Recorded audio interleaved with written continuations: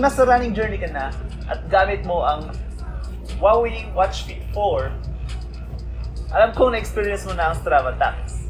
So, na-explain ko na yan dati, kaya i-demo ko na ngayon. So, punta kayo sa Me tab ng Huawei Health. And then, privacy management, data sharing and authorization, and then lang Strava. So make sure to unlink that one, and kasi nakalink yan kung hindi pa kayo gumagamit ng Huawei Health Sync app.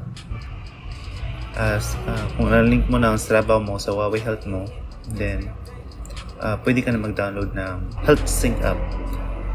So, delete ko muna kasi may mga data pa dyan.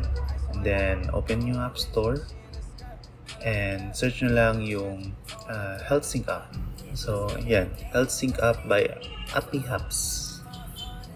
Click nyo lang yung agree and click OK. So, yan. Next nyo lang yan.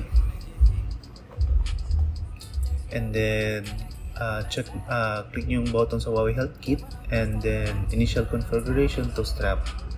Click OK. And then magpa-pop up yung instructions nila kung paano gamitin ang Huawei Health, yung Health Sync app. And then may instructions dyan na need to scroll down to the privacy management and the third-party services.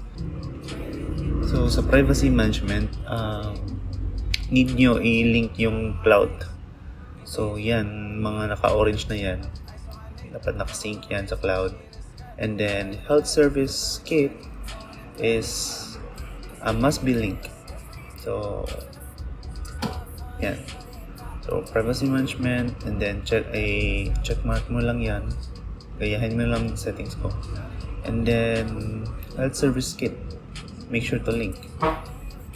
And once done, back to Health Sync app, and then click nyo lang yung activities, and then this will pop up, and then click nyo lang yung next para mag-login ng Huawei Health. Balikan muna sa Health Sync app, tapos click nyo lang yung next para ma-authorize yung Health Sync app sa Strava.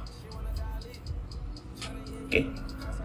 So, click nyo lang yung authorize, back to Health Sync app, and then you're done.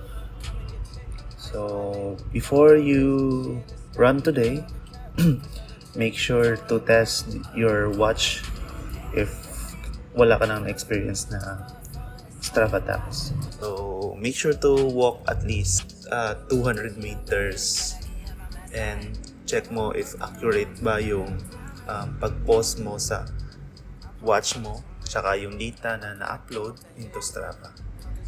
So, enjoy guys, and keep running.